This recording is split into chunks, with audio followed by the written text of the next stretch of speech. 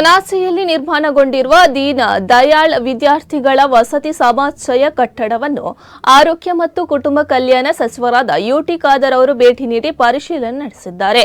ಈ ಸಂದರ್ಭದಲ್ಲಿ ಸುದ್ದಿಗಾರರೊಂದಿಗೆ ಮಾತನಾಡಿದ ಅವರು, ಹಿಂದುಳಿದ ವರ್ಗಗಳ ಕಲ್ಯಾಣ ಇಲಾಖೆ ವತಿಯಿಂದ ಅಲ್ಪಸಂಖ್ಯಾತ ಮತ್ತು ಸಮಾಜ ಕಲ್ಯಾಣ ಇಲಾಖೆಯ ಸಹಕಾರದೊಂದಿಗೆ ಕೊನಾಸಿಯಲ್ಲಿ ನಿರ್ಮಾಣಗೊಂಡಿರುವ ಈ ಹಾಸ್ಟೆಲ್ ಕಟ್ಟಡವು ಕರಾವಳಿಯಲ್ಲಿ ಅತ್ಯಂತ ಬೃಹತ್ತಾದ ವಸತಿ ಸಮುಚ್ಚಯವಾಗಿದೆ.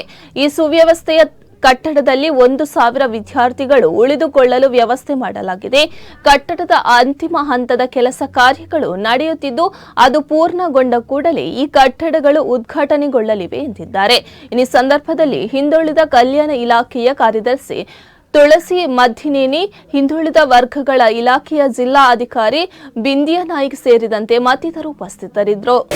ಮಂಗಳೂರಿನಲ್ಲಿ ವಿದ್ಯಾಭ್ಯಾಸ ಪಡೆಯುವಂಥ ವಿದ್ಯಾರ್ಥಿನಿಗಳಿಗೆ ಉತ್ತಮವಾದ ಸೌಲಭ್ಯ ಸಿಗಬೇಕೆಂಬ ಉದ್ದೇಶದಿಂದ ಬ್ಯಾಕ್ವರ್ಡ್ ಕ್ಲಾಸ್ ಹಿಂದುಳಿದ ವರ್ಗದ ಇಲಾಖೆ ವತಿಯಿಂದ ಬಹುಶಃ ಅಲ್ಪಸಂಖ್ಯಾತ ಇಲಾಖೆ ಮತ್ತು ಸಮಾಜ ಇಲಾಖೆಯ ಸಹಕಾರ ಪಡೆದುಕೊಂಡು ಸುಮಾರು 1,000 ಮಕ್ಕಳಿಗೆ ಇಲ್ಲಿ ಇವತ್ತು ಹಾಸ್ಟೆಲ್ ನಿರ್ಮಾಣಿಸಿದ್ದಾರೆ.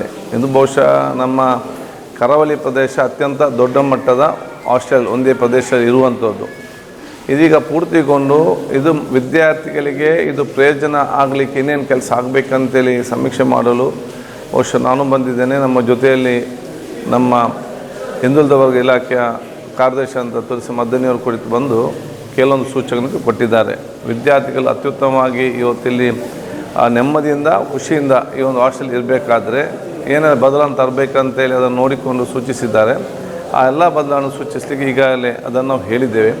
ಆ ಕೆಲಸ ಆದ ತಕ್ಷಣವೇ ವಿದ್ಯಾರ್ಥಿಗಳು ಬಹುಶಃ ಇಲ್ಲಿ ಅವರಿಗೆ ಅವಕಾಶ ಮಾಡಿಕೊಟ್ಟು ಈ ವ್ಯವಸ್ಥೆ ನಾವು ಪ್ರಾರಂಭಿಸ್ತೇವೆ. ಅದೇ ರೀತಿಯಲ್ಲಿ ಮುಂದಿನ ಕೆಲವು ಕೆಲಸಗಳಿಗಾಗಿ ಇವತ್ತು ಕಾಂಪೌಂಡ್ ವಾಲ್ ಇರಲಿ, ಇನ್ನಿತರ ವ್ಯವಸ್ಥೆಯಲ್ಲಿ ಅದಕ್ಕೆ ಬೇಕಾಗಿ ಕೂಡ ಇದು ಇಲಾಖೆಗೆ ಹೆಚ್ಚುವರಿ ಇವತ್ತು ಅನುದಾನ ಕೇಳಲಾಗಿದೆ. ಅದು ಬಂದಂಥ ಸಂದರ್ಭದಲ್ಲಿ ಆ ಕೆಲಸವನ್ನು ಆದಷ್ಟು ಬೇಗ ಪೂರ್ತಿಗೊಳಿಸಲಾಗುವುದು.